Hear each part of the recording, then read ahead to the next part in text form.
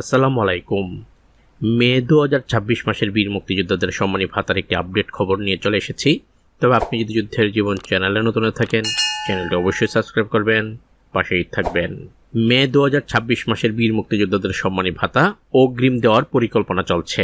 ঈদুল আজহার পূর্বেই বীর মুক্তিযোদ্ধাদের সম্মানী ভাতা মে 2026-এর কার্যক্রমের সকল পদক্ষেপ নিতে বলা হয়েছে মুক্তিযুদ্ধ বিষয়ক মন্ত্রণালয়ের আজকের মিটিংয়ে।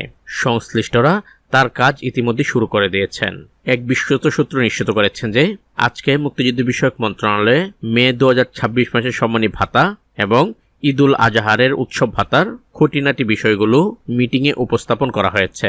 মন্ত্রণালয়ের একাধিক সূত্র বলছে, বীর মুক্তিযোদ্ধাদের মে 2026 মাসের সম্মানী ভাতা এবং ঈদুল আজহারের উৎসব ভাতা একই সাথে অর্থ ছাড়করণ করা হবে এবং সেটি ঈদের আগেই করা হবে।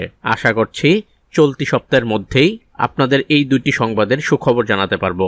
একটি সূত্র বলছে 2025-26 অর্থ বছরের বাজেটে একটু সমস্যা দেখা দিয়েছে। উক্ত বাজেটের সমস্যা সমাধান খুব দ্রুতই হবে বলে নিশ্চিত করেছেন তিনি।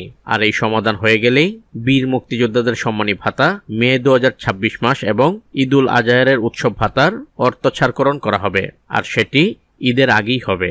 মে 2026 মাসের বীর মুক্তিযোদ্ধাদের সম্মানী ভাতা এবং উৎসব ভাতার আরেকটি গুরুত্বপূর্ণ মিটিং হবে আগামীকাল। সেখানে নতুন কোনো তথ্য পেলে সাথে সাথে আমি আপনাদের এই চ্যানেলের মাধ্যমে জানিয়ে দেব।